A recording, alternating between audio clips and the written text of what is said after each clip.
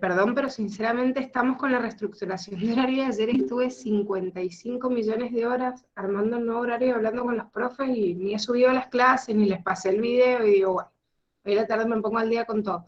Pero bueno, con tal de que veamos ahora el dibujito, y como les había pedido que terminaran de leer la unidad, digo, ahí creo que va a quedar un poco claro, díganme cuando vean la pantalla.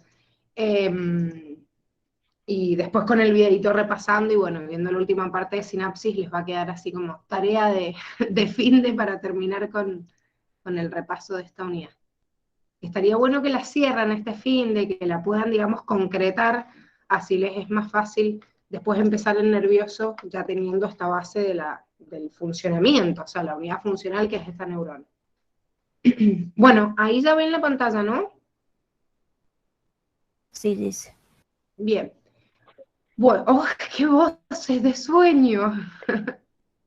Vamos a hacer No, de cuenta, yo tengo así, tengo una duda que me ha quedado colgada de lo que explicó la Dani en una clase, que había un tipo de neuronas que tenía como un tracto que era mielínico y el otro que era amielínico. Y lo explicó varias veces, pero sigue sin quedarse en mi cabeza.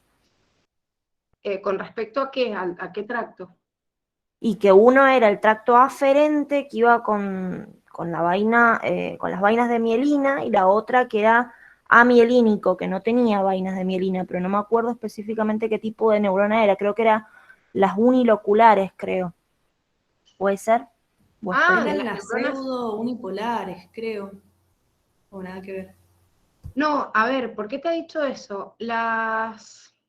No es un tracto aferente, en realidad el tracto aferente es toda la neurona sensitiva, pero lo que tiene mielina es el axón, no la dendrita de la neurona. A ver, mira, si yo tengo acá una Creo que neurona. sí, sí, eran las pseudo-unipolares, algo así decía, pero no sé si era en invertebrados, Claro, porque los vertebrados creo que tenemos la mayoría con mielina.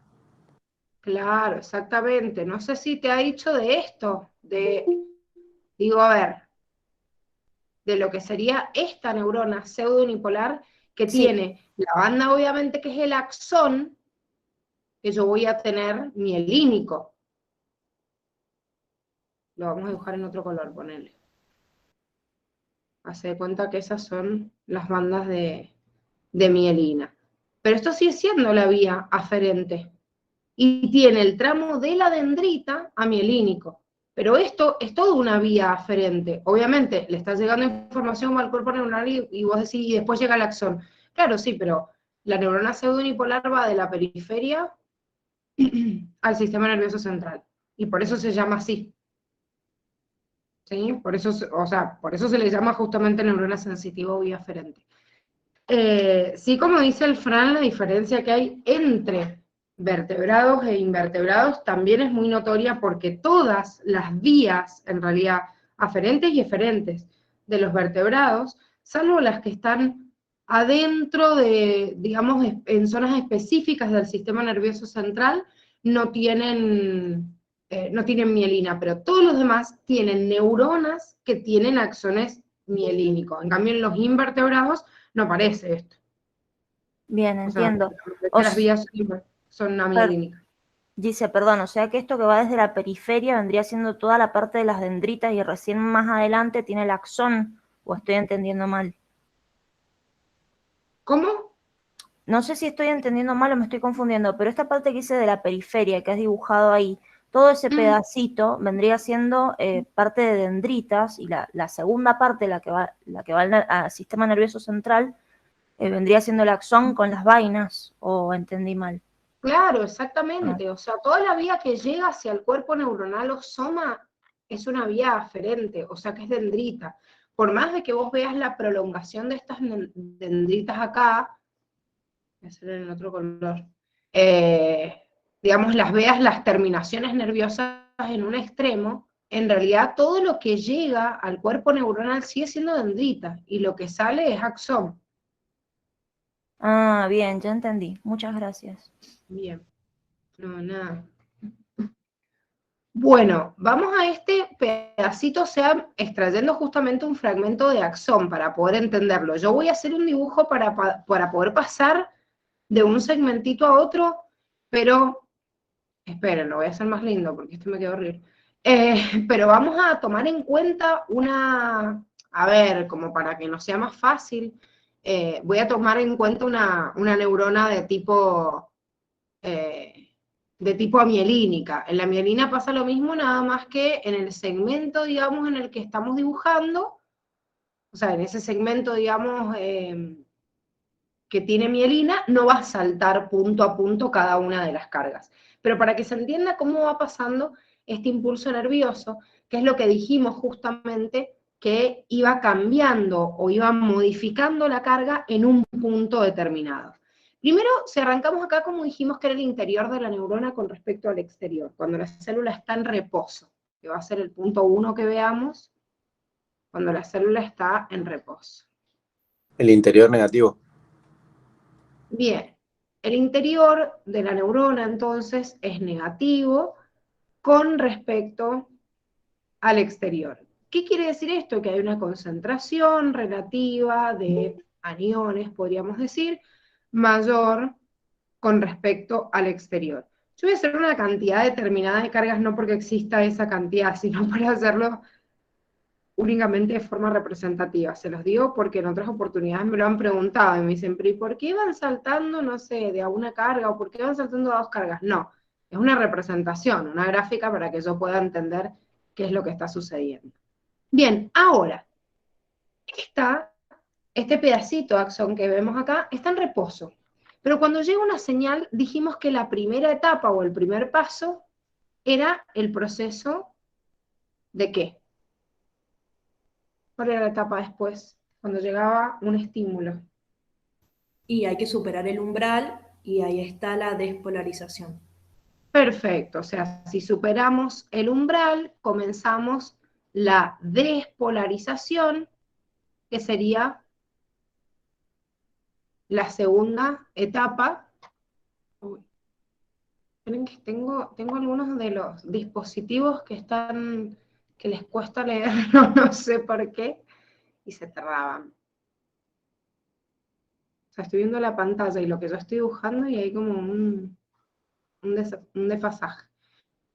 Bueno, esta neurona entonces, en este primer pedacito donde comienza el proceso de despolarización, ¿qué dijimos que pasaba? ¿Qué sucede cuando la membrana se despolariza? Se abren todos los canales de sodio. Bien, se abren los canales de sodio. Estos canales de sodio, lógicamente, lo van a hacer pegado al segmentito en el cual se inició el proceso, o sea, ese estímulo. Lo cual va a llevar a que este primer segmento que entró en esta fase de despolarización, momentáneamente haga una inversión de las cargas porque ha logrado entrar sodio. ¿Qué tipos de canales dijimos que se abrían? Los Hablando del dependientes sodio, ¿no? los dependientes de voltaje. Bueno, entonces, esos canales dependientes de voltaje van a hacer que ese voltaje, así como si fueran imancitos, como yo les decía ayer, puedan abrir los canales siguientes. Ahora, fíjense, si acá hubo justamente esto que tenemos acá para que se vuelva positivo, es porque hubo ingreso, como dijimos, de sodio. Pero si yo tengo ingreso masivo de sodio y estos son canales voltaje dependientes, bueno, el mismo canal hace en realidad que se contagie, digamos, por así decirlo, el siguiente segmento en esta membrana, donde también hay pegados canales de sodio, para que entren también en el proceso de despolarización. Porque si ustedes se fijan, toda esta parte de la neurona todavía está en fase 1, o sea, en reposo, ¿sí? Porque la fase de despolarización solo comienza en el inicio, obviamente, de este fragmentito de la neurona. Entonces, ¿qué pasa? Bueno, en el siguiente segmento va a comenzar, como les he puesto ahí la flechita esta que está de color naranja, que incita, digamos, al siguiente tramo a que se despolarice, en los siguientes milisegundos, ese fragmentito que estaba despolarizado va a llevar a que el siguiente segmento se despolarice. O sea que este segmento que estamos viendo acá entra en un proceso de despolarización. ¿Por qué? Porque se contagia en realidad de ese, digamos, de ese voltaje de los canales de sodio que se fueron abriendo en el segmento anterior, ¿sí? Este segmento entra en despolarización por esto que estábamos viendo en el segmento anterior, porque es como que le pasa al ser voltaje dependiente, si el voltaje invierte el número en un segmento, incita a los siguientes canales de sodio que se abran. Bien, ahora, siguen estando las otras partecitas de la neurona en reposo, el siguiente segmento, digamos. Todo este segmento, sigue estando en fase 1. ¿Y qué le pasa al primer segmento, que fue el primero que se despolarizó? Entra en periodo refractario. Bueno, sí, antes de eso, pero ¿qué Los canales fase? de sodio se cierran. ¿Cómo? Que los canales de sodio se van a cerrar. Bueno, los canales de sodio se empiezan a cerrar y simultáneamente, ¿qué es lo que pasa? Se abren los de potasio. Exactamente, hay una apertura de los canales de potasio, además del cierre de los de sodio, entonces se vuelve a restituir ese valor. O sea, a mí me queda un segmento otra vez negativo y positivo. ¿Cuál es la diferencia entre este segmento y el anterior que se despolarizó? O sea, el anterior que comenzó. Fíjense, podríamos ponerle acá, en realidad esto en la repolarización y en la hiperpolarización pasa lo mismo, así que las vamos a poner juntas, digo, para simplificar el esquema nada más. Si este segmento entra en repolarización e hiperpolarización, este segmento en realidad tiene los canales de sodio que ya están cerrados, y que ese canal de sodio que ya está cerrado tiene un tiempo, como decía recién Cami, de no apertura que se llama periodo refractario. Esto quiere decir que este segmento, que sería el que tenemos dibujado acá como 2, que sería el que incita otra vez la despolarización hacia este segmento y hacia el anterior, por eso yo les decía, la naturaleza de este segmento es despolarizar hacia la derecha y hacia la izquierda los siguientes canales de sodio que están ubicados acá en la membrana, ¿sí? Pero, ¿cuál es el problema de los canales de sodio que estén acá en la membrana? Que son los que permitieron que este segmento se despolarizara. Y que justamente al estar en un periodo refractario, los vamos a hacer así con la cruz roja, no los puedo motivar a que se vuelvan a abrir. Entonces, por más de que este segmento, que ahora es el nuevo segmento que se está repolarizando, quiera contagiar al segmento anterior para que también, a través del cambio de polarización, se despolarice, no va a poder, ¿sí? Entonces, ¿qué pasa cuando esto sigue avanzando? Vamos a hacer la última fase. Oh, me olvidó cambiar el color.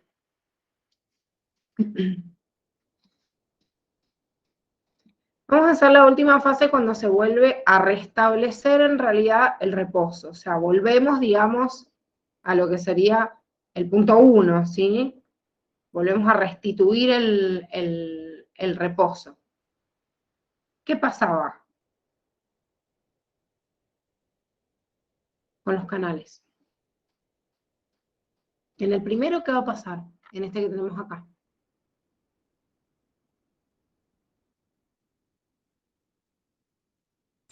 Los de potasio se cierran. Bueno, perfecto. O sea que fíjense que en el primero que habíamos hecho acá hay entrada de sodio y en esta hay salida, ¿sí? De potasio. Actúa la bomba Pero, ahora entonces. bien, perfecto. Sigue estando esta diferencia de carga, sigue siendo el interior negativo con respecto al exterior, pero se vuelve un poquito más el equilibrio. Recuerden que la hiperpolarización se llega hasta menos 90 milivolts, en cambio en el reposo a menos 70, pero lo más importante de esto es que yo vuelvo a restituir activamente el equilibrio de sodio y potasio. O sea que alguien me tiene que sacar todo el sodio que se metió y me tiene que meter el potasio que se escapó. Entonces, esta bomba de sodio y potasio en la restitución de este reposo vuelve al equilibrio de tipo químico, si bien eléctrico, fíjense que estaba igual, pero químicamente no tenía la misma concentración y se vuelve a restituir. Ahora, fíjense, este segmento que estaba acá en despolarización, y bueno, ahora entra en la siguiente fase. O sea, que este segmento que tenemos acá, como estaba en la etapa 2, que acá la simbolizamos como el proceso de despolarización, y bueno, entra en repolarización. O sea que mientras que este primer segmento está haciendo funcionar la bomba de sodio y potasio, en este está saliendo potasio. Y en el otro segmento que se acababa, ¿sí?, de contagiar, digamos, los canales de sodio para empezar a abrirse, va a comenzar su fase de despolarización, en la cual, como ya sabemos, hay una inversión de las cargas en ese segmento. O sea que fíjense cómo en un mismo axón, cuando se está transmitiendo el impulso nervioso, puedo tener un segmento al cual todavía no le llega, digamos, la señal de, el impulso nervioso, que es la que estamos viendo acá hacia la derecha. Esto está en etapa 1, está en equilibrio todavía. En 2 está entrando sodio, en 3 está saliendo potasio, en este segmentito que estamos acá vuelve a 1, pero está funcionando la bomba de sodio y potasio, y así se va, digamos, propagando a lo largo de todo el axón. Recuerden que siempre que estoy en esta fase en repolarización, tengo bloqueo de los canales de sodio. Entonces, por más de que yo intente despolarizar este segmento y el anterior, siempre voy a tener un bloqueo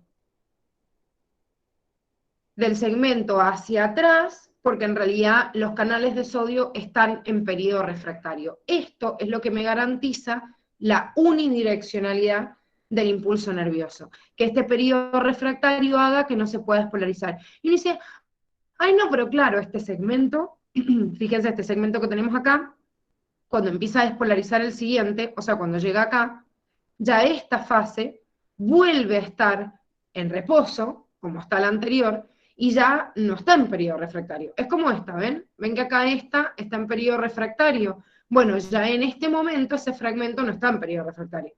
Se está volviendo, digamos, a restituir el equilibrio.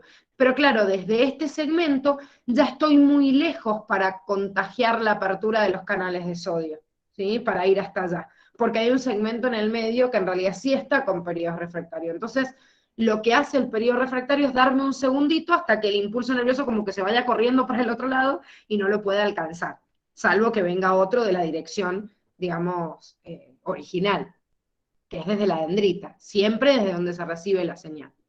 ¿Se entiende? Gise, respecto a la hiperpolarización, viste que alcanza un valor de -90, dijiste. Sí.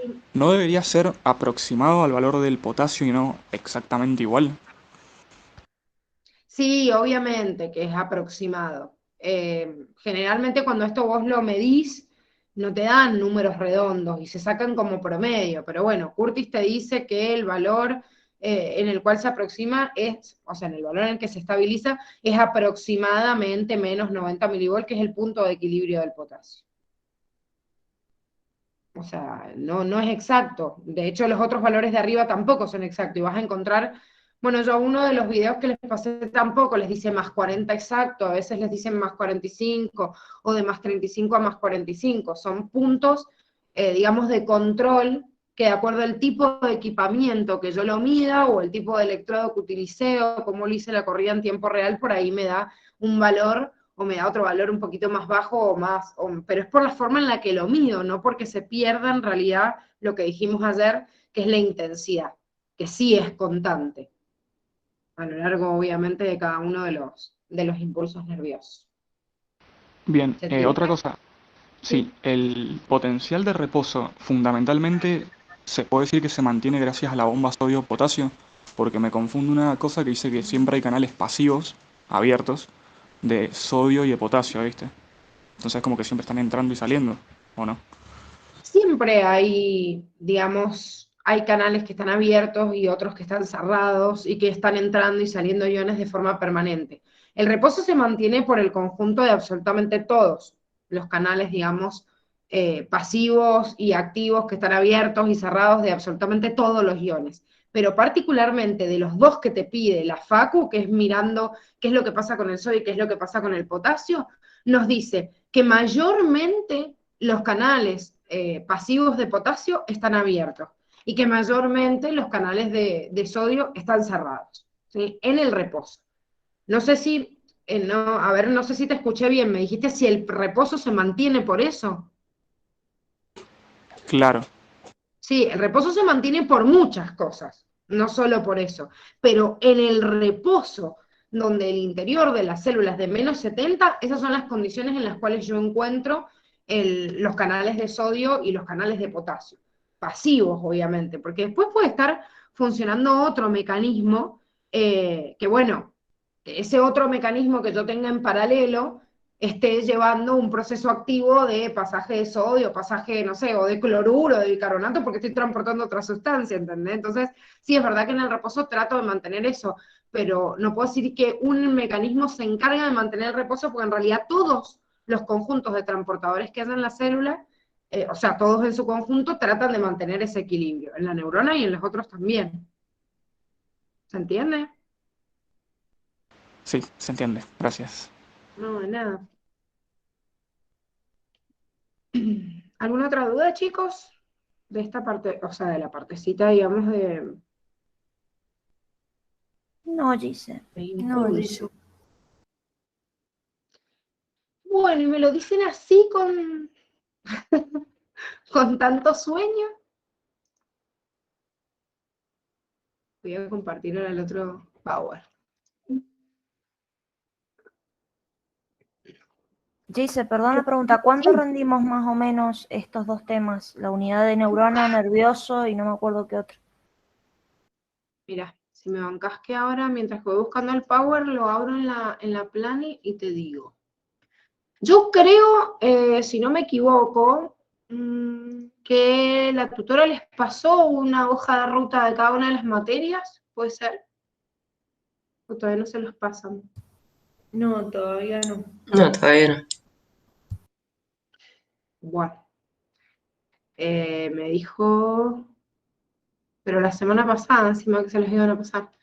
Bueno, no, porque ahí estaban anotadas las fechas como para que ustedes ya se pudieran hacer un plan por lo menos, porque yo le dije, a ver, los temas son aproximados, hay cosas que se pueden cambiar, pero lo que no se cambia son las fechas de examen. Generalmente nosotros no las movemos porque, viste, que ustedes van rindiendo como una semana y una semana cada cosa, entonces, bueno, como que es difícil, si nosotros le cambiamos esa planificación, se desbarajusta todo. Medicina, acá está. Espérenme que tengo como 1000 cosas abiertas. Unidad 10 y... Ah, no, perdón, van a rendir nervioso con neuronas solitas, y eso también lo corrimos por un examen de química. Órgano de los sentidos, lo vamos a meter con el siguiente bloque, porque si no, no van a llegar. La semana del 30 rindo. Buenísimo, gracias, Gise. No, de nada. Yo creo que tenían varios... Esta semana están rindiendo, ¿qué? No, esta no, perdón, la que viene. Vamos a rendir Física, física toca. y después química. Claro, física y química. Entonces, por eso, es la otra semana, me parece, porque si no, no terminábamos de rendir nerviosos. Sí, agéndensela para la semana del 30. Lo que yo he dejado acá pendiente es si llegamos a ver órgano de los sentidos, lo empalmamos, si se retrasa nervioso, rinden 18 y 19 solitas. Pero bueno, en el bloque ideal estarían las otras tres. Gise, perdón la interrupción, esas planificaciones se las pedimos a los tutores, ellos ya las tienen, digamos. Sí, las hojas de ruta ya las tienen los tutores. Ah, bueno, genial. Sí, hace bastante. Es más, me dijeron que ya se las habían pasado, por eso quizás se les se debe haber colgado, Lagos, no sé. Pero pregúntenle. Siempre tómenlo con pinzas, porque es una planificación, o sea, no una sentencia de muerte, en el cual si no se cumple a rajatabla, pero bueno, les da una idea de orientación, porque nosotros vamos modificando un montón de cosas en la medida en la que por ahí les va mal en un examen, tomamos un tema más para recuperar, o por ahí, qué sé yo. les cuesta más un tema, lo abocamos más y después cortamos por otro lado. Entonces, bueno, obviamente las planificaciones, vuelvo a decir lo mismo, son planificaciones, pero les ayuda a orientarse y lo que generalmente no cambiamos nunca son las fechas de examen, porque eso lleva una triangulación con física y con química para tratar de que ustedes rindan en el momento. Entonces, salvo que una materia realmente lo requiere y tengamos que hacer así como una locura para cambiarlo, solemos dejarlo, digamos, constante. Bueno, vamos a empezar con la última partecita de neurona, que ya hemos visto cómo se transmite la información a lo largo de toda esta neurona. Lo que vamos a ver ahora es qué es lo que sucede cuando esta información llega al extremo de la neurona, en el cual se tiene que comunicar, obviamente, esa información, ya sea con otra neurona o con un órgano ejecutor, ¿sí? Y esto es lo que sucede en el proceso de sinapsis. Si ustedes se fijan en el dibujito de cualquier neurona, sí es verdad que casi siempre se dibujan de esta manera porque, como hemos visto, es más fácil encontrar neuronas multipolares, porque las neuronas de proyección, las interneuronas y las motoras también son de tipo multipolares. Veo todas las prolongaciones que llegan hacia el cuerpo de la neurona o soma, que son las dendritas, se extiende el axón por el cual se transmite el potencial de acción y toda esta información hasta llegar a las terminales axónicos, que se lo llama también teledendrón o el botón sináptico, botón axónico, bueno, tiene como un montón de nombres, pero al fin y al cabo este punto es en el cual yo voy a comunicarme con la siguiente neurona o con un órgano ejecutor. Si lo que yo me encuentro del otro lado es una neurona, digo que en este proceso de sinapsis, como es la comunicación entre dos neuronas, voy a tener una neurona emisora y una neurona receptora. O lo que es lo mismo, digo que esta neurona es presináptica y esta es una neurona postsináptica, ¿sí? Con respecto a esa sinapsis, obviamente. Porque esto le va cambiando el nombre simultáneamente. Si esta neurona vuelve a hacer sinapsis con otra neurona más, y bueno, será presináptica de la siguiente. Entonces depende del tipo de conducción nerviosa, pero si yo me paro en una sinapsis, analizo estos dos puntos de pasaje justamente de este impulso nervioso. Ahora, la corriente eléctrica que circula a lo largo de todo el axón lleva a que sea muy eficiente, obviamente, el viaje de esta información, como hemos visto, a través de la despolarización de la membrana. Después, bueno, se va repolarizando, pero hace, como todo, una comunicación eléctrica y muy rápida a lo largo de todo el axón. Si lo eléctrico es tan rápido, bueno, entonces si yo sigo desde una neurona presináptica hacia una postsináptica a través de comunicaciones como se ven acá, que son uniones en hendidura o nexus, o sea que estos son conexones, la despolarización de la membrana del último segmentito de esta neurona presináptica daría a que el segmento de la neurona postsináptica se despolarice y continúa el impulso nervioso. Esto es lo que pasa en la comunicación neurona-neurona de tipo eléctrica o sinapsis eléctrica.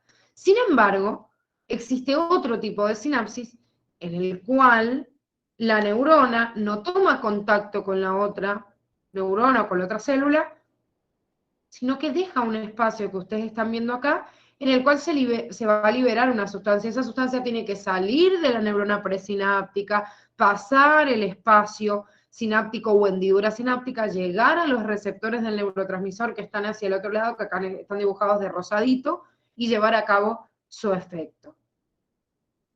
Viendo y comparando los mensajes, o sea, el tipo de señalización eléctrica y química, sin lugar a duda, la sinapsis eléctrica es mucho más rápida.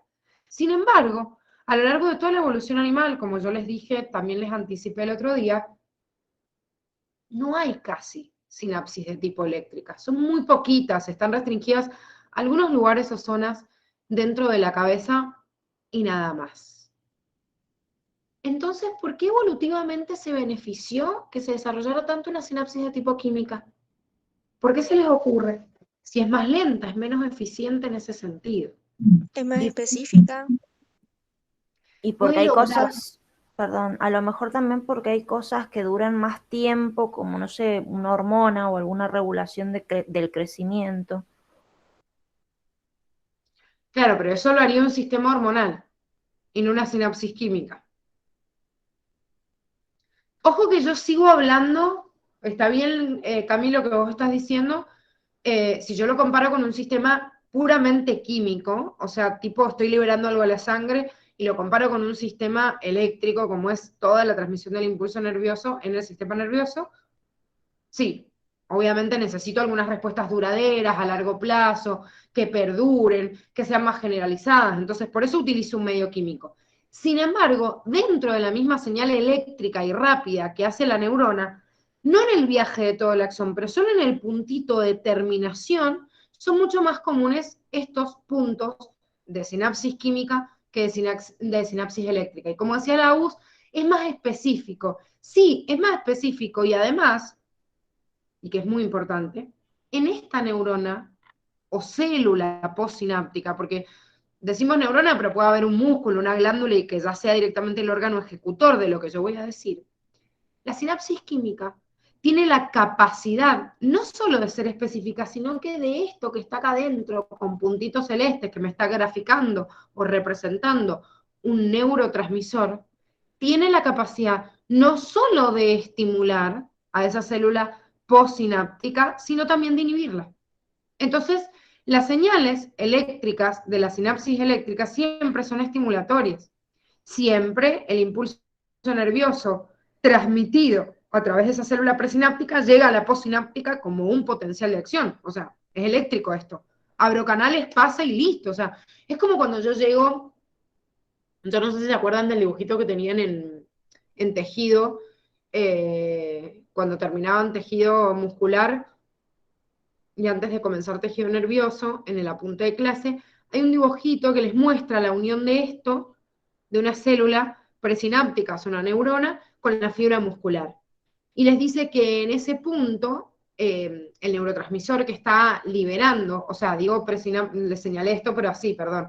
O sea, les muestra esto y la célula postsináptica. Y les muestra en realidad este terminal y un neurotransmisor específico que es la acetilcolina.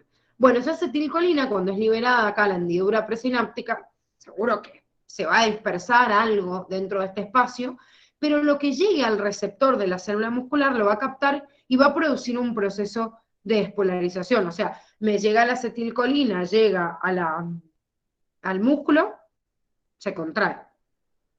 No podría existir, de hecho, un tipo de unión así, porque yo no puedo unir a través de unión nexus una neurona con una fibra muscular, porque son dos tejidos distintos. Pero ese efecto estimulatorio que puede llevar a cabo un sistema con neurotransmisor y con una célula postsináptica del otro lado, es el mismo que lleva a cabo la célula presináptica y postsináptica unida por una unión en hendidura. Siempre estimula, o sea, continúa el impulso nervioso, ya sea con una forma u otra, pero siempre produzco la despolarización de la célula siguiente. Sin embargo, la sinapsis química, la sinapsis eléctrica no tiene esta capacidad, puede llevar a que la siguiente neurona inhiba el impulso nervioso. Y yo digo, pero ¿cómo voy a hacer que inhiba? Porque pensemos en algo. ¿Se acuerdan que en la primera partecita, cuando les describe a las neuronas, les dice que hay un montón de ramas que llegan a la célula? ¿Se acuerdan cuántas pueden llegar a una sola neurona? O sea, ¿cuántas dendritas pueden llegar?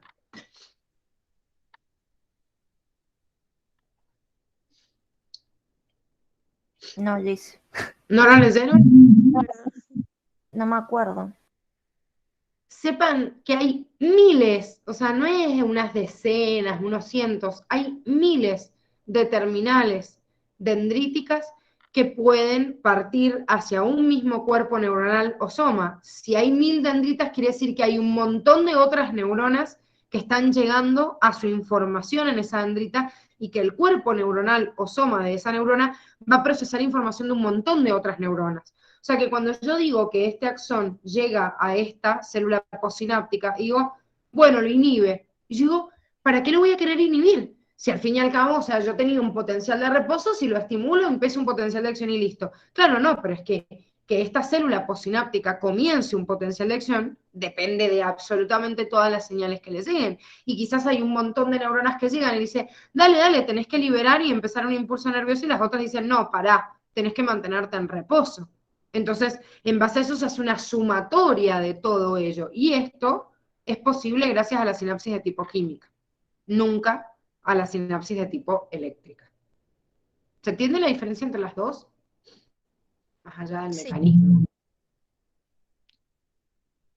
Sí. Bien, entonces, ¿cómo vamos a resumirlas brevemente o qué tengo que tener en cuenta? Y que en la sinapsis eléctrica, justamente como decíamos, los iones viajan a través de uniones nexus, entonces pasan de uno hacia otro, ¿sí? De forma continua, porque la membrana está íntimamente relacionada, entonces va a permitir que siempre la otra neurona se estimule.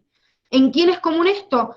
En todos los invertebrados, y además de esto en los vertebrados inferiores, y en el caso de nosotros solo lo vamos a encontrar, como les estaba diciendo anteriormente, en algunas partecitas del cerebro y nada más. Las sinapsis químicas, si no, son las que van a abundar.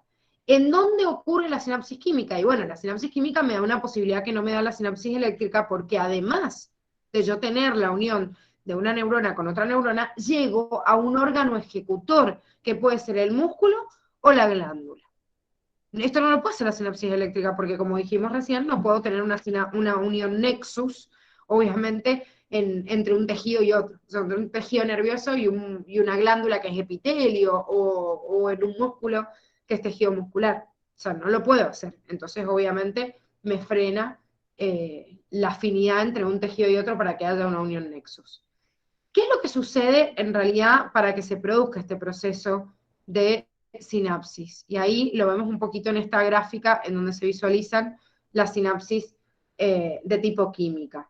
En la sinapsis de tipo química es verdad que yo voy a lograr un proceso, si es estimulatorio, de despolarización de la siguiente neurona, pero el tema es cómo lo logro. Para lograr esto, yo tengo que liberar, fíjense, el potencial de acción venía viajando a lo largo de todo el axón. Cuando llega al terminal axónico y despolariza la membrana, en realidad en este último tramo, en vez de despolarizar la membrana por el ingreso de sodio, lo que abre son canales voltajes dependientes de calcio, no de sodio. Vieron que dijimos que la membrana se despolarizaba porque abría los canales de sodio. Bien, esto es así en toda la neurona, pero en el tramo final, en el botón axónico, cuando está llegando el impulso a lo largo del axón, se abren canales de calcio y no canales de sodio. ¿Por qué? Porque la apertura de estos canales de calcio y la entrada de este calcio, al interior de la vesícula, permite que se fusione con la membrana presináptica de la neurona y libere hacia el exterior estos neurotransmisores, ¿sí? O sea que la despolarización de la membrana, pero ahora inducida por el ingreso de calcio y no de sodio, hace que las vesículas que ya contenían previamente los neurotransmisores en su interior se fusionen con la membrana y que lo liberen. Y uno dice, bueno, ¿y cómo carajo llegaron estos acá? Y lógicamente, chicos, cada neurona tiene, y cada célula fisiológicamente tiene condicionados de su ADN qué es lo que tiene que hacer o no. Bueno, esta neurona, si se encarga de secretar, supongamos, no sé, acetilcolina, tiene acumuladas vesículas con acetilcolina, y a medida que como señal intercelular veo que se me van acabando las vesículas con este acetilcolina, voy sintetizando más, estimulo el proceso de síntesis proteica y los vuelvo a envolver, digamos, en esa membrana, ¿sí? Entonces, en realidad, esta vesícula siempre permanece llena de ese neurotransmisor, de acuerdo a señales de adentro de la célula que controlan ese equilibrio, hasta que cuando se fusiona con la membrana y se libera, digo, me falta más acetilcolina, bueno, voy a producir para después.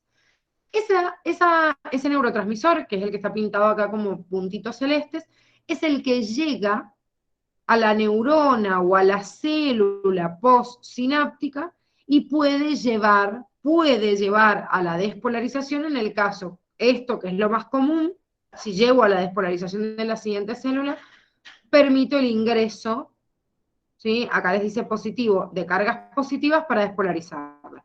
¿Por qué dice cargas positivas y no dice sodio nada más? Porque depende del tipo de célula que sea, ¿sí? Hay en algunas células donde dejo entrar sodio y otras dejo entrar otro catión que me permita el proceso de despolarización de la siguiente célula y que ejecute su respuesta.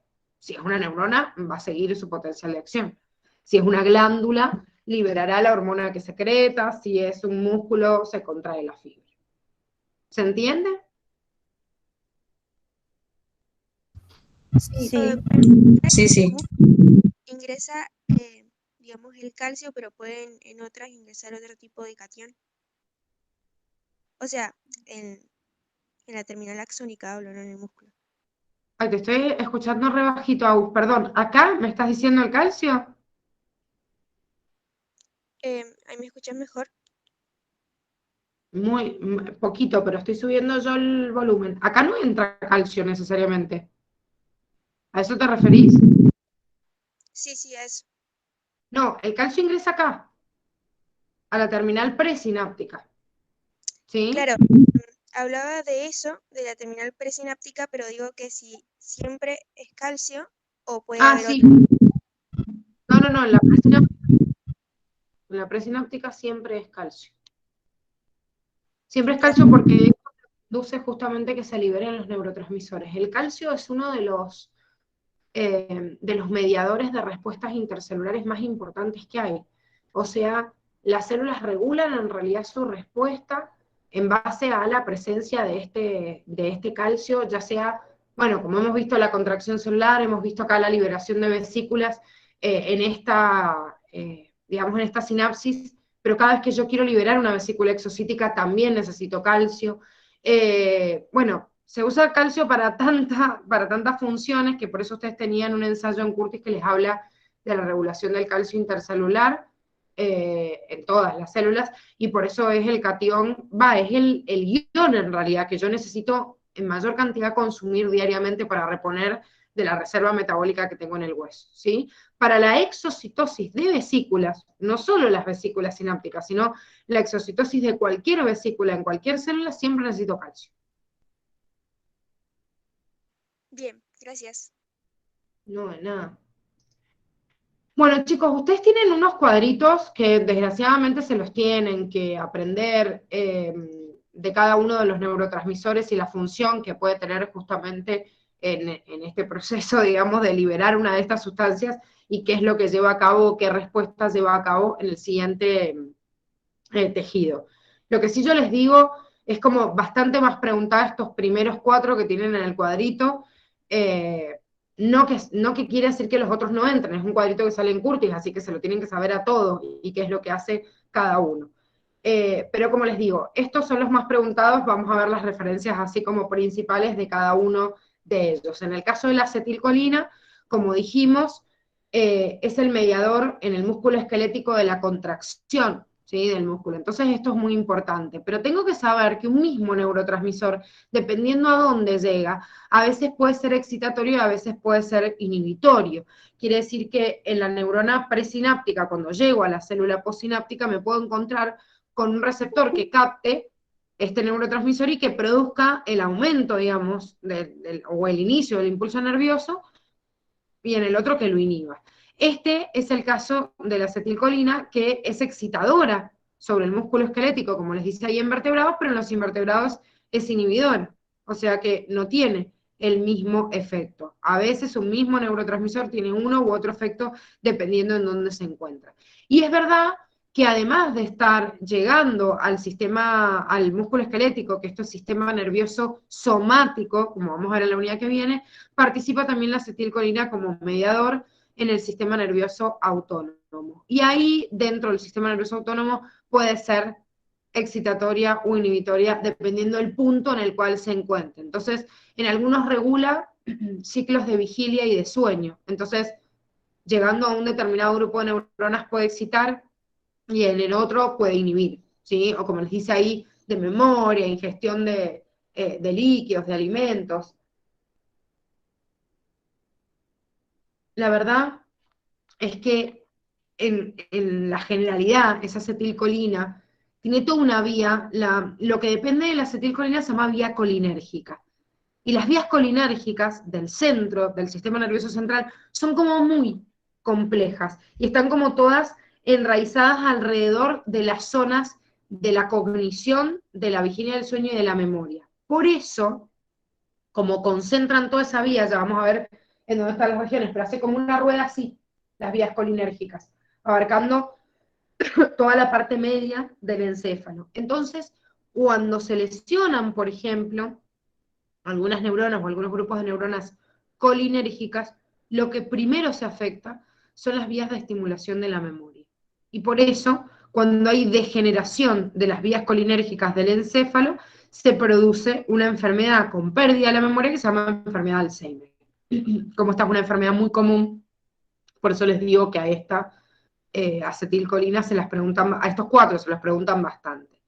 En el caso de la noradrenalina y la adrenalina, que son 2 sustancias distintas, son 2 aminas biógenas que ellas no solo funcionan como neurotransmisores, sino también como hormonas, que se las llama también norepinefrina y epinefrina. En endocrino complementamos el estudio de estas 2 sustancias. También pueden ser inhibidoras o pueden ser excitadoras, dependiendo en dónde se las encuentra. La verdad es que están en el sistema nervioso periférico y en el central también. Nosotros las vamos a ver mucho en el periférico o en el accionar que tienen generalmente cuando veamos también sistema nervioso autónomo, ¿sí? ¿Se acuerdan cuando, bueno, los que lo hayan visto el año pasado, cuando ven las 2 ramas del sistema nervioso autónomo, cuáles eran?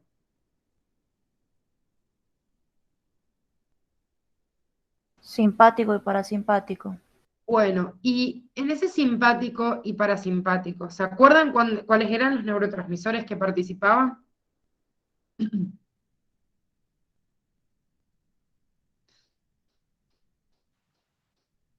¿No? Yo no. Bueno, eran justamente las que estamos viendo acá, acetilcolina y noradrenalina. ¿Por qué yo digo que la acetilcolina y la noradrenalina, estos 2 que estamos nombrando, a veces son inhibidores y a veces son estimuladores? Bueno, fíjense en ese mismo accionar, por eso les traía para que recordaran este sistema nervioso autónomo. Cuando yo digo que a veces se estimula y a veces inhibe, es porque dentro de este mismo sistema nervioso autónomo, de repente, no sé, la contracción del músculo cardíaco. Lo puedo ver como una estimulación y lo inhibo y se relaja, pero por otro lado, a nivel intestinal, la liberación de una glándula, de la secreción de una glándula, lo hace el mismo neurotransmisor que inhibía en el corazón y ahí está estimulando. Entonces, cuando digo estimular e inhibir es muy difícil, y la mayoría de los neurotransmisores van a ver que les dice excitadora e inhibidora, excitadora e inhibidora, excitadora e inhibidora, dependiendo en dónde, ¿sí? O sea que no es algo, sí vamos a nombrar a 2 que son o siempre excitador o siempre inhibidor, pero esto de cuándo excita y cuándo inhibe depende de la vía en la cual participa. La noradrenalina y adrenalina, más allá de participar en esta vía del sistema nervioso autónomo, en realidad son neurotransmisores, estas aminas muy activadoras en el sistema nervioso central, ¿sí? En el periférico, como dijimos, autónomo a veces es estimulador, a veces no, y lo que hacen es participar en los estados de alerta o en la cognición, en la regulación de la conducta, en la regulación de las emociones, y por eso cuando hay baja cantidad de adrenalina o noradrenalina, generalmente se detectan valores de depresión, ¿sí? Recurrente.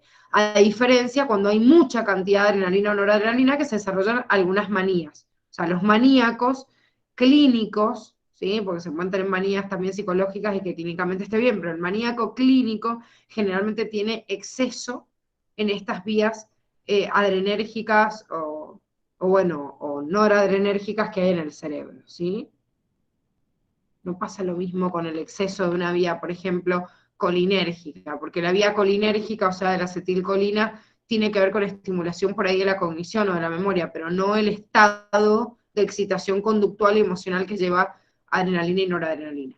Con respecto a la dopamina también tiene un sistema dopaminérgico muy importante, también está en la zona que rodea la corteza motora, y en realidad se encarga de regular la mayoría de las bajadas de las neuronas motoras hacia los músculos motrices, regulando también de esta forma el movimiento, ¿sí?, del músculo esquelético. Por ende, cuando hay una desvinculación de esta regulación adecuada de la dopamina con respecto a esta vía neurológica, se puede producir una patología.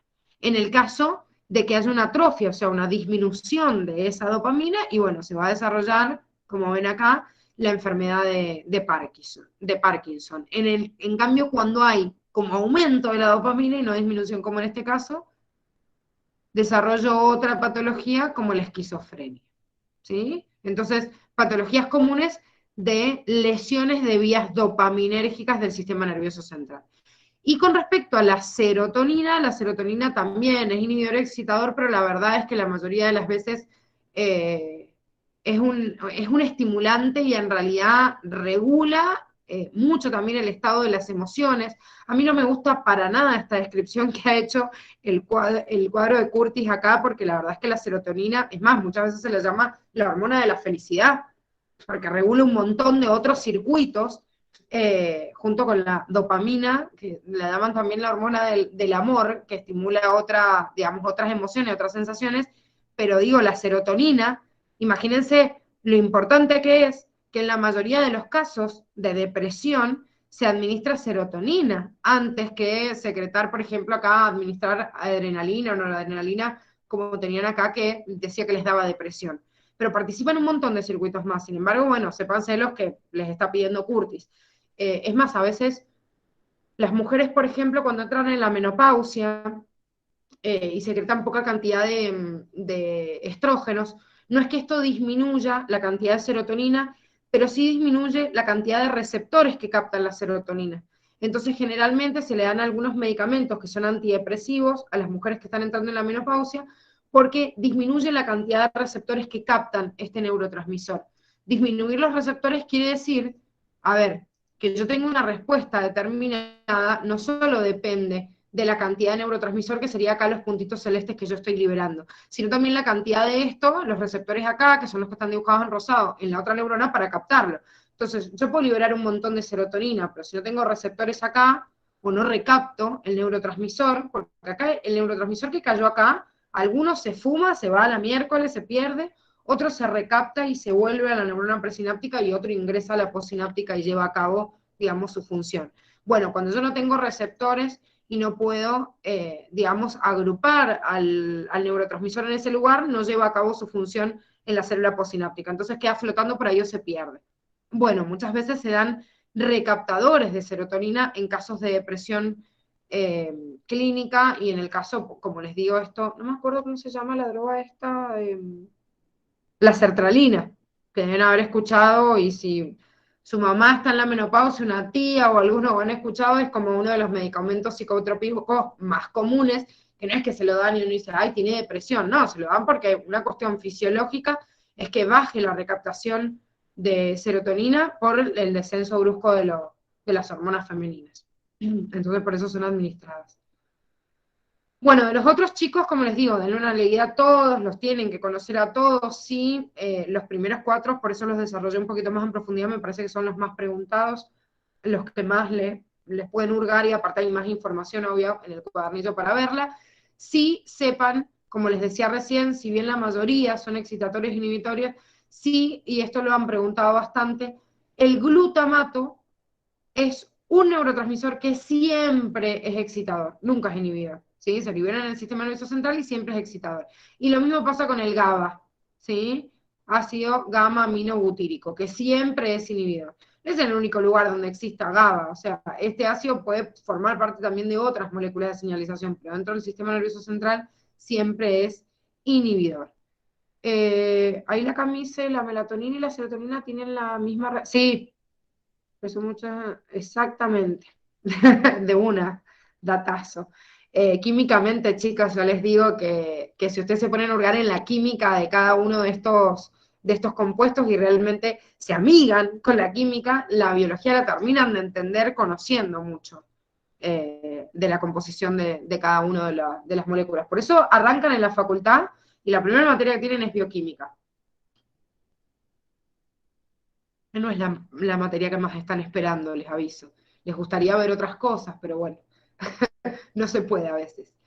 Bueno, antes de de cerrar con este bloque de sinapsis, vamos a ver algunas particularidades de los tipos de sinapsis, en el cual, primero que nada, esto yo quiero hacerles una aclaración importante, porque el tipo de mecanismo que tienen los neurotransmisores para ejercer su efecto, que son las sinapsis ionotrópicas y metabotrópicas, supuestamente es un contenido anexo, o sea que la facultad lo sacó de su material.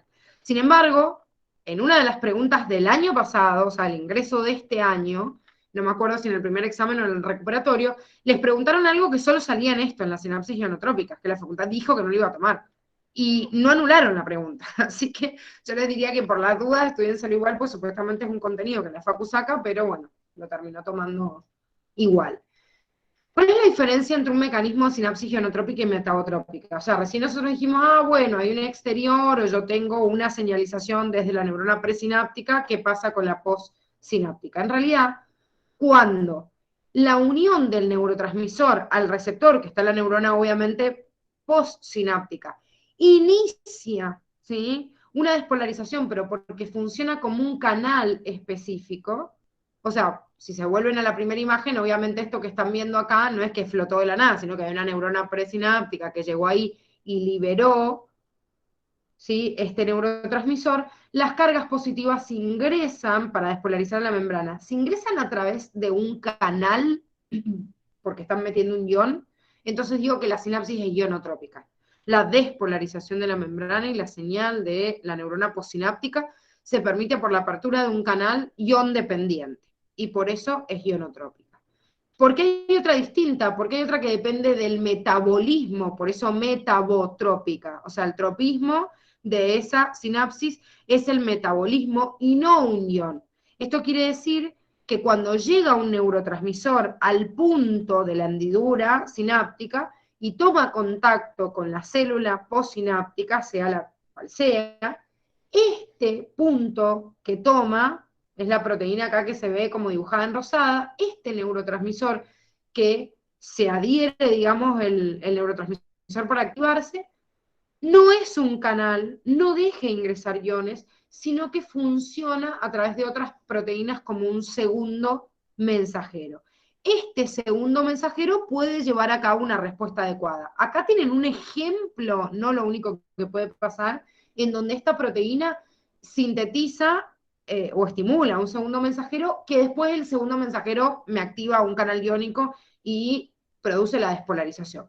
Bueno, sí, claro, esto si lo que yo quiero es despolarizar la membrana, pero imagínense una glándula que lo que quiere no es despolarizar la membrana, sino liberar, por ejemplo, de su interior, no sé, insulina. Y bueno, este segundo mensajero va a ir a estimular al proceso de producción de síntesis proteica para que se sintetice la proteína adecuada, ingrese en el retículo endoplasmático, bueno, se haga toda la vía de síntesis y después se exporte o se libere esa vesícula que va a tener en su interior la insulina. Pero comenzó todo por la estimulación a través de una proteína que activa a otro regulador interno que se lo llama segundo mensajero.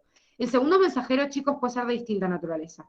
El AMP cíclico, el GMP cíclico, el calcio, las fosfoquinasas, son como, y otras quinasas también, son como la mayoría de los segundos mensajeros de todas las células, pero existen un montón, un montón. Cuando Curtis les habla de segundos mensajeros, generalmente les ha nombrado al calcio, al MP cíclico, GMP cíclico. Después, en la facu, como les digo, en bioquímica van a haber un montón de segundos mensajeros. Dependiendo del tipo de señalización, va a ser la partícula que, digamos, ejecute la función. Pero es importante que yo entienda el concepto de segundo mensajero. O sea, segundo mensajero, ¿qué quiere decir? Que la molécula señal que llega hacia el receptor de la célula estimula a otra más que ejecuta un accionar. Y a ese se lo llama segundo mensajero. Bien, bueno, más allá de estos dos tipos de sinapsis, ionotrópicas o metabotrópicas, lo que vamos a ver ahora es la integración de la información sináptica, que como decíamos recién, una misma, como les dije acá, había miles de neuronas que reciben la información de otras. Para redondear, en el ser humano aproximadamente una neurona puede recibir información de entre 10 a 15.000 neuronas cada uno, y eso quiere decir que va a tener que procesar el mecanismo de sinapsis que va a llevar a cabo, y gracias a eso, hacer como una sumatoria y ver si el potencial postsináptico es excitador o inhibidor. ¿Vieron que dijimos? A ver, yo tengo una... A ver, acá.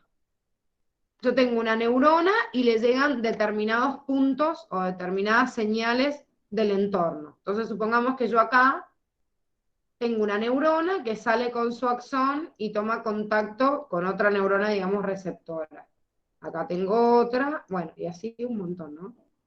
Cada una de esas neuronas llega a las dendritas de otra neurona que tiene que procesar la respuesta. Entonces, si yo estoy analizando qué es lo que va a hacer esta célula, la última que dibujamos acá, esta célula, ¿qué tengo que ver? Y tengo que hacer una sumatoria de los potenciales que llegan de cada una de las otras neuronas. Entonces, supongamos que esta neurona en realidad libera una señal para que la siguiente neurona se excite. O sea, va a ser una señal positiva, digamos. Después la otra lleva una señal negativa. La otra lleva una señal positiva. ¿Qué se hace? Una sumatoria de todo esto para ver cuál es el efecto en la despolarización de la siguiente neurona. O sea, después de todo este cálculo se genera esto, un potencial excitador postsináptico o un potencial inhibidor. En este caso, como les hice una cuenta re sencilla, o sea, menos, más, bueno, me daría como resultado, digamos, un potencial excitador. Pero si hay más señales inhibitorias que llegan al punto, entonces se genera un potencial inhibidor. Cuando llega un potencial excitador, ¿qué quiere decir esto? Que en esta neurona, que es la neurona postsináptica, el efecto va a ser el ingreso de cationes, que como les dije, generalmente es sodio, pero puede ser otro, como por ejemplo calcio u otro más. El ingreso hacia la postsináptica. Ojo, no se confundan con la pregunta que hizo Lagos. El ingreso de calcio en la presináptica para liberar las vesículas siempre es calcio. Pero en la postsináptica pueden entrar distintos cationes y producir la despolarización. En cambio, si llegan distintas señales y el resultado es la inhibición, ¿qué es lo que pasa en esta neurona? Se ingresan cloruros para producir la hiperpolarización de la membrana. Y claro, esto es básico cuando yo encima me están llegando otros potenciales también excitatorios, entonces al ingresar un anión y no un catión, llevo a cabo el proceso dentro de la célula inverso. Entonces por ahí se estabilizan incluso, me llegan potenciales excitatorios, otros inhibitorios, y se llega a un equilibrio por la sumatoria. Acá les da un ejemplo de un neurotransmisor que siempre es excitatorio o uno que siempre es inhibitorio para, digamos, deducir la respuesta excitadora o inhibidora. Pero esto, ojo, porque este ejemplo que les da de neurotransmisores, porque estos son excitatorios inhibitorios. En cambio, como dijimos recién, bueno, me puedo encontrar con una noradrenalina que si está llegando a un determinado célula puede estimular una respuesta, pero en otro tejido lo puede inhibir. Y es válido, el mismo neurotransmisor, de acuerdo al receptor que se encuentra al otro lado, puede estimular o puede inhibir. De esta manera, el PEP, positivo o negativo, o sea, postsináptico, se van sumando en esta fase que vemos acá, que es la fase umbral. Si yo tengo PEP que inhiben, bueno, por ejemplo, esto no se los han dibujado acá, pero este pico que yo estoy viendo para abajo debe ser un potencial postsináptico inhibitorio. Entonces, yo estimulo, inhibo, con todos esos PEP para que haga sumatoria. Si la sumatoria total me da la excitación y yo supero el umbral, como acá, listo, se generó el potencial de acción y como ya dijimos, la intensidad no varía. O sea, todos estos potenciales excitatorios, inhibitorios, son los que me determinan qué es lo que pasa en la instancia previa para llegar al umbral y para poder desencadenar en la neurona postsináptica el potencial sináptico o no. O sea, lo inhibo, no inicio un potencial de acción o sí lo inicio. ¿Se entiende? Sí, se entiende. Bueno, ¿alguna duda, chicos? Sí, yo tengo una duda. ¿Por qué se producen los procesos de desensibilización? Por ejemplo, cuando te clavan una aguja para ponerte la vía en el hospital, que después de un rato ya no la sentís. Sí, depende, pero espérate, Cami, que lo veamos en sistema nervioso, porque vemos procesos de acostumbramiento de receptores, vemos procesos de sensibilización del dolor, porque si lo veo ahora es como que la gente que no se acuerda de esto, nos estamos comiendo toda la parte de receptores sensitivos que lo vemos en órgano de los sentidos, y vemos la percepción, la sensación, o sea, todo lo que vemos desde el sistema nervioso para poder entenderlo, ¿sí? Bien, entiendo, gracias. Si no, después lo vemos aparte, no hay problema, pero digo para no confundirlos a todos, porque no se preocupen que es un proceso que vamos a ver en nervioso, ¿sí? En sistema nervioso y en órganos de los sentidos. Ahora estamos viendo como la vía nada más de conducción, ahora tenemos que ver este inserto en el cuerpo, la cantidad de cosas positivas y negativas que puede hacer, porque hay algunos sistemas que estarían buenos que se inhibieran, y otros que se estimularan un poquito más. Pero así tipo tomarse una pastilla y que aumentara la memoria, como pasan en un montón de películas, es como que uno se estudiaría todo el ingreso en 2 segundos, estaría buenísimo. Estaría bueno tener un puerto USB ahí en la base De del cráneo. una, de una, de una. Bueno, yo he depositado mi memoria terriblemente en el celular, y creo que el momento en que, si yo hago backup cada tanto, pero a mí se me llega a perder el celular, me lo roban o lo que sea, yo creo que me paralizo y estoy al borde de suicidarme. Es como que he hecho un depósito de mi memoria y digo, bueno, no tengo un USB, no puedo guardar nada, necesito algo, un soporte del disco rígido. Entonces me ayuda, como ayuda a memoria para un montón de cosas. Uno tiene que ir encontrando esas formas, no nos queda otra. ¿Qué cuenta de Google, Cami? Tengo abierta en mi computadora para que vos te des una idea, 8 cuentas. O sea, ya me he creado 8 cuentas de Google distintas, con nombres distintos, tengo todos los drives hasta el carajo, no sé en dónde guardar Gise, información. perdón, seguís grabando.